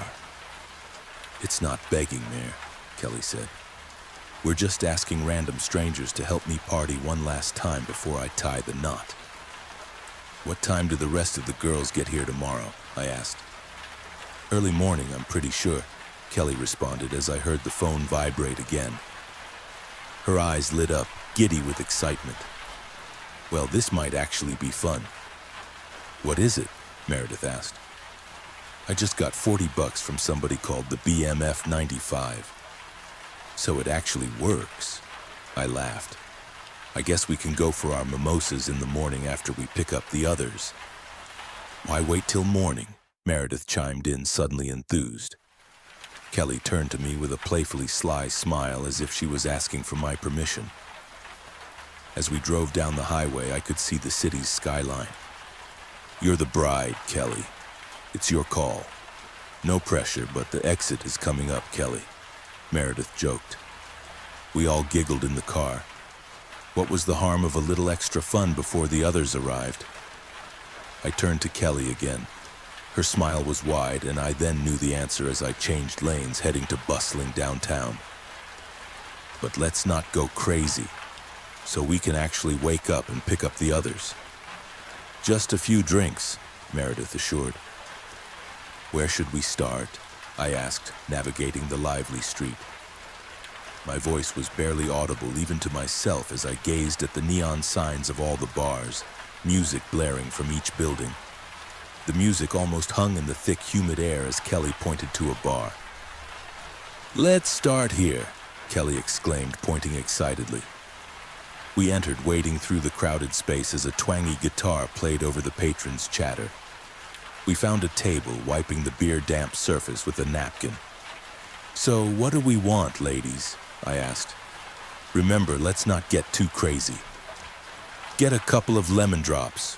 We'll save the mimosas for the morning, Kelly said loudly, her voice breaking through the wall of chatter and guitar. I nodded in acknowledgement and started to weave through the maze of people. I locked eyes with the bartender. He looked to be in his late 20s with his hair in a tight ponytail. I tried to wave him down before he turned and began talking to another person at the bar. He hates it when you do that, a voice said behind me. I turned to see a cute-looking man around my age with stubble on his face and short, light dark hair. He was dressed in dark slacks and a nice red polo shirt. If he looks at you, he knows you're there. How would you know? Because I'm here a lot, I've talked to him a couple of times. Ah, a local expert, I see. Expert? No, but observant, yes, he replied, and from out of town, I'm guessing. Here for a bachelorette party. The bride is my twin sister, to be exact. You and everyone else, he joked as he turned around, observing the crowd. There were lots of tables full of women wearing sashes that said bride or bridesmaid, and a variety of cowboy hats with frilly colors and things attached to them. It's that season. You're not wrong, I said, looking around at the sea of sashes and sparkly hats. They said this town was buzzing this time of year. So how many of the bride squad did you bring with you? 6 of us, I replied. Only 3 of us are here right now, but we are picking up our friends tomorrow. Just make sure you and your friends tip well, he replied. If there's one thing everyone hates down here, it's when all the woo noises don't equate to 20 to 30%. I'll make sure, I promised. So you live here? Born and raised. I was here before the boom and will be after we aren't trendy anymore. What's your name, by the way? Alice. Yours? Robert, but everyone calls me Rob, so where are you from? Ohio, like Cleveland or Cincinnati. What are you having? I heard a call behind me. I turned around to see the bartender had come back. Rob stepped to the bar and gave me a crooked grin. What are you 3 having? He asked. Lemon drops, I answered. Can I get 3 lemon drops, please? Put it on my tab, Rob replied, giving me a flirtatious wink. Tell your sister congratulations, and maybe when you come back for the next round, we can chat a little bit more. After struggling to maneuver with 3 lemon drops in the crowded bar, I set them down as Kelly asked, "What took so long?" "It's a busy bar," and then I sort of started talking to a cute guy. "Maybe you'll finally find someone," Meredith chimed in as she took a sip of her drink with a sharp smile. "Then you can both be married and you won't be a third wheel, Alice." "You're not married either, Meredith." She took another drink and said, "Because I think marriage is antiquated and stupid. Or you're just too high maintenance," Kelly said, trying to defend me. "No, I just know what I want," Meredith returned. "So where is this guy you were talking about? Red polo shirt, brownish hair, and a little bit of facial hair," I replied, pointing to the area where I'd met him. "Is that him?" Meredith pointed to another person dressed almost identically to Rob, but it wasn't him. "I thought you two usually liked taller guys. He seems a little short." "Nothing wrong with being short," Kelly replied. "But is that him?" "No, I'm looking for him. I'm just saying you two usually like the same type. If your fiancé had a twin, I'm sure Alice would be all over him," Meredith joked as I continued to scan, looking for him. "Is that him?" Kelly asked, pointing towards another person who was not Rob. I shook my head as both of us continued to look around the bar area. My eyes darted across the bar, but it seemed as if Rob was no longer there, and I thought so much for talking to him again. Just then, Kelly's phone vibrated with another notification. "Looks like I got another $50, ladies." "Where did this one come from?" I asked. "From the person before. It says, 'I hope you ladies are enjoying the drinks. Have another round on me.'" "Ah, that's sort of sweet." "Or creepy," Meredith interjected. "You really know how to ruin the moment, don't you?" I said, all but giving up on trying to find Rob. I started to drink. "I don't see him anymore." "Don't worry about it. I say we finish these drinks and move on to one of those celebrity-owned bars," Kelly replied, taking another drink. "Are you two good with that?" I nodded, and Meredith replied, "All right, let me try to find the bathroom in this place first. I haven't peed since we got on the airplane." Meredith drank the rest of her drink before she stood and started to wander off. Kelly looked over at me. 7 days until I'm married. Are you ready to stand up there with me?" "Of course," I responded, downing my drink to prepare for us to move on to the next bar. "I'm super happy for you. I just know there was skepticism and hesitancy when I first told you." "I know, and that was selfish of me, but we've always been really close, Kelly," I responded. "I just wanted to make sure he was the right person for you." "Do you think he's the right one for me?" "Yes," I assured her. Her phone started to vibrate again. Another notification popped up as she saw another $20 had been donated to our drinking. "Another one?" "Yeah, it says be safe out there." "Same account? I'm starting to agree with Meredith." Kelly nodded and responded. "It is creepy." "Why the serious look, you two?" Meredith blurted out as she sat back down, loudly adjusting her seat. Kelly pointed her phone at Meredith, who frowned after reading. "I told you it was creepy and exactly what I thought would happen when we wrote that on the rental." "Do you think someone could be stalking us?"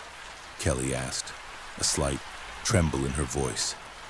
It wasn't exactly how she thought our first night in the city would play out.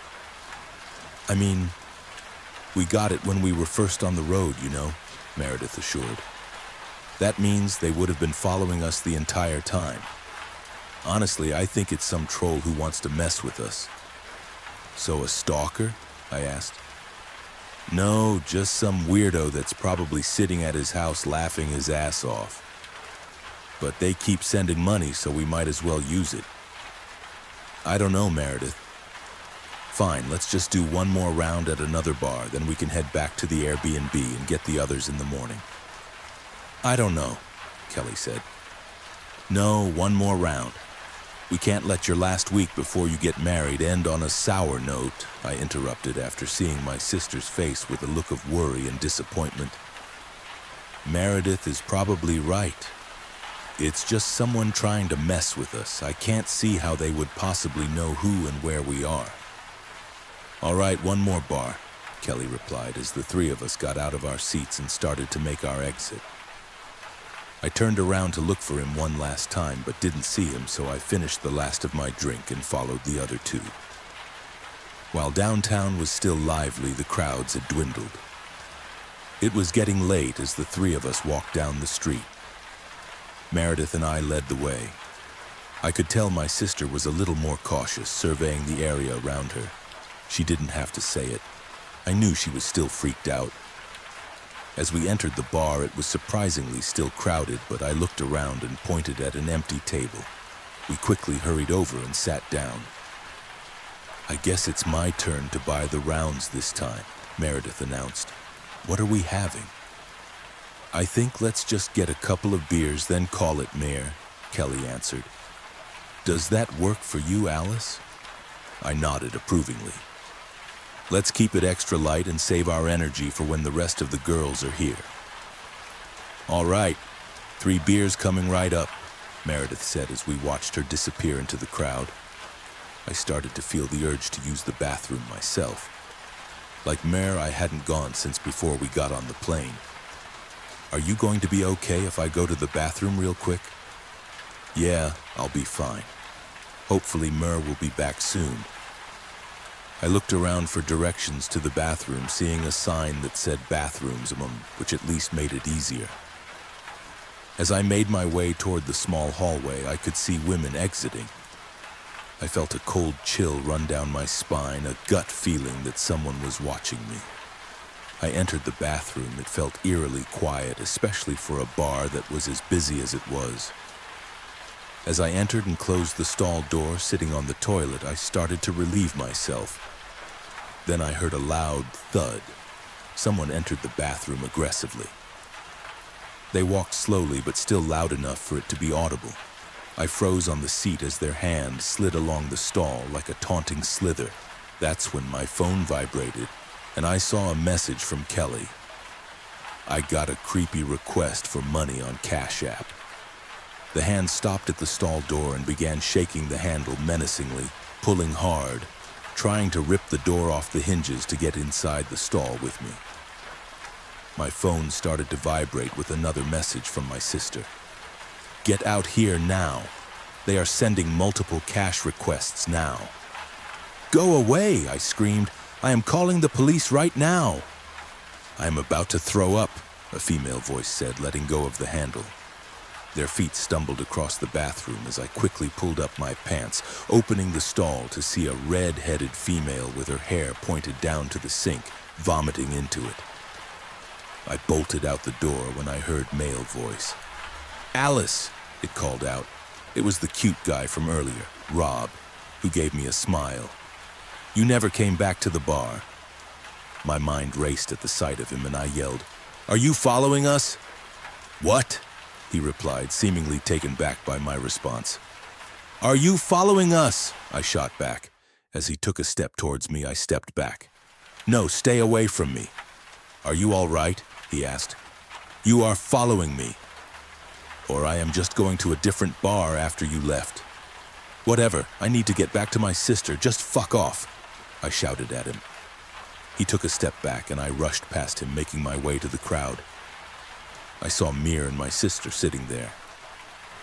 I turned back to see if Rob was anywhere, but he seemed to have stayed behind. Alice, let's get out of here, Kelly said, showing me her phone. I glanced at Mir, who had a stern look on her face. I opened the app and saw a few requests asking for the money increments they had sent us earlier. I hope you are enjoying the drinks I bought you, bitch, I read out loud from the first message before moving on to the second. Do be mindful on the city streets. I am keeping a close eye on you. Someone is messing with us, Kelly, Meredith chimed in. I don't see how anyone would be able to follow us. Hope you three are enjoying your drinks. I read the next one. Meredith stared at me, still not convinced or making the connection. How do they know there are only 3 of us? All right, I'm in agreement. Let's get out of here, Meredith said, quickly getting out of her seat. I probably should have read all of them. As the 3 of us started to move towards the door, I turned around and saw him again. He was just looking at me. That's the guy from earlier, I whispered to the other 2. He would know that there were only 3 of us, Meredith responded. He was watching us the entire time. Are you sure that's him, Alice? I may have told him that the others were joining us tomorrow and there were only 3 of us, I admitted with a hint of embarrassment. My sister and Mare looked at me with a hint of disappointment. How was I supposed to know this would happen? Doesn't matter, I can shame you later, Meredith remarked. Let's just get to the Airbnb and call the cops. We can go from there. The 3 of us walked out of the bar. I shot one last glance at Rob as he stood there and watched us leave. The streets were almost empty now, except for a handful of people, mostly in groups, reeking of beer and talking loudly. The car is this way, Kelly pointed. We were each trying not to draw too much attention to ourselves. We saw the rental car down the road parked at a meter, but all sorts of debris surrounded it. It was hard to make out in the dark, and the message we'd written on the back window couldn't be seen either. Fuck, I hate this city, Meredith yelled as she dashed toward the car. The 2 of us picked up our pace, walking behind her, only to see that the window had been smashed. Our suitcases were ripped open, their contents, all our items and clothing, tattered and strewn across the street. It has to be that guy you were talking with about us, Kelly screamed. He probably creeps around airports looking for people to stalk. Are you trying to blame me for this? I cried out. I just thought he was someone flirting with me, for God's sake. Yeah, that's why I'm getting married and you're not, Kelly screamed again, her words pointed and sharp. Because you've got garbage taste in men. And you try to project that on me because I'm getting married, carrying on with my life, and you're just stagnant. You're the one who put that stupid shit on the rental car. Didn't you think about how that could make us a target? Oh, it's my fault, huh? Kelly snapped back. Face it, Alice, I am moving on, and this time you can't come with me.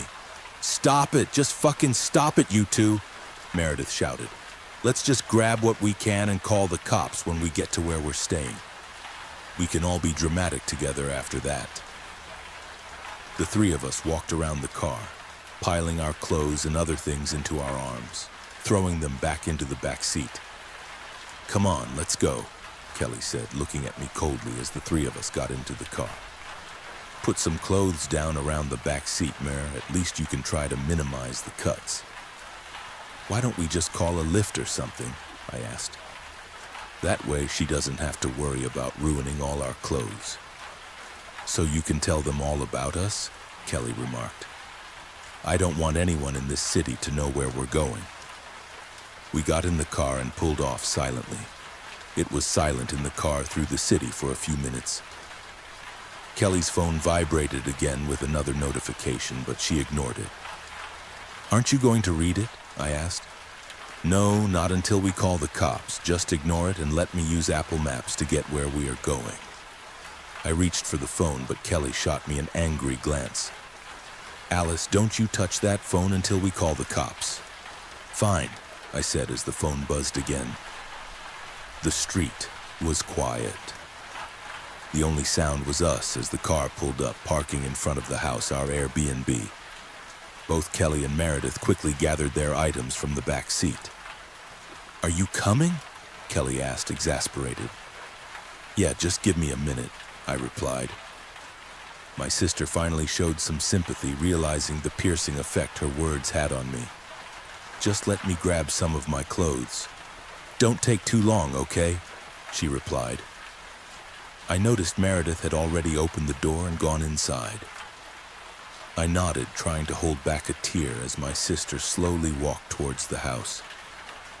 Then I heard a vibration from inside the car. I looked at the cup holder to see my sister's phone sitting there. She had forgotten it. I know I shouldn't have done it, but truthfully, the perk of being a twin is that sometimes facial recognition does work.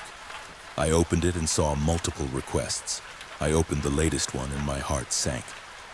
It was an address, the one to our Airbnb. "Kelly," I shouted before hearing something behind me. It sounded like glass being swept away from the back window, the one we had playfully drawn on, now busted open. I turned to see the slightest glimpse of a figure, its face and features obstructed by the darkness of the night. "Kelly!" I screamed, fumbling with her phone, trying to call 911 before I heard another bash against the driver's side window. "They're here!" The door was still wide open as I headed inside. I noticed it was completely dark in the house as I dashed in, looking behind me to see that no one was in pursuit. "Kelly, where are you?" "I'm over here. I don't have my phone and the lights aren't working."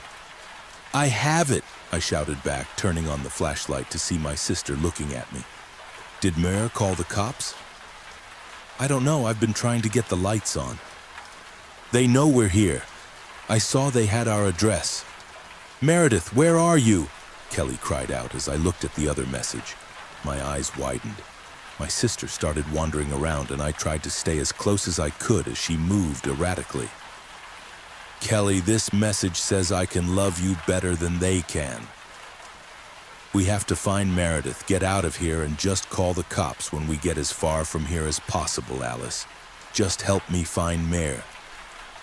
I started to look around in the darkness, being mindful of any furniture that could get in the way. "Stay close to me," I whispered before hearing a blood-curdling, painful shriek come from somewhere in the house. I could see my sister's eyes widen and she started to run. "Meredith, we are coming." "No, stay with me." The sound came from the back of the house. I watched my sister continue to follow the source of the sound. She ran through a door with me lagging slightly behind. "Meredith, we are here," Kelly shouted as she entered. The door slammed as I reached for the knob, trying to turn it. Another cry for help came from behind it as I banged on it, screaming, "Alice! Alice, I am here! Let me in! Meredith, someone open the door, please!" The only sound that returned was a painful cry for help that said, "Alice, help me!" I tried to force my way through, but I couldn't. The cries became softer, weaker, but they continued to cry. "Alice, I am sorry for what I said, Alice. Please don't leave me here." "Kelly, I am not leaving you. Just hold on," I begged, banging at the door. But I was only returned with silence. My stomach began to knot and my heart sinked. "Kelly, please answer me." The phone slid out my hand as I continued banging on the door. My only source of light had illuminated the floor as a small stream of blood began to come from the door. "No!" I shouted as I looked for anywhere or anything that would get me inside to my sister. There had to be a window. I stumbled as quickly as I could to the front door and circled around the house to find it. The window that led to the room. Through it, I could see my sister lying there covered in blood, joined by a familiar figure, the one I had seen earlier, once again shrouded in darkness. I looked around and saw stones scattered around a small garden bed below. I picked one up and threw it as hard as I could at the window.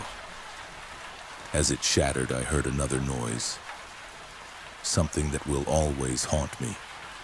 It was the sounds of sobbing, words stuttered as they said, "I told you. I know what I want and it was always you," Meredith whimpered.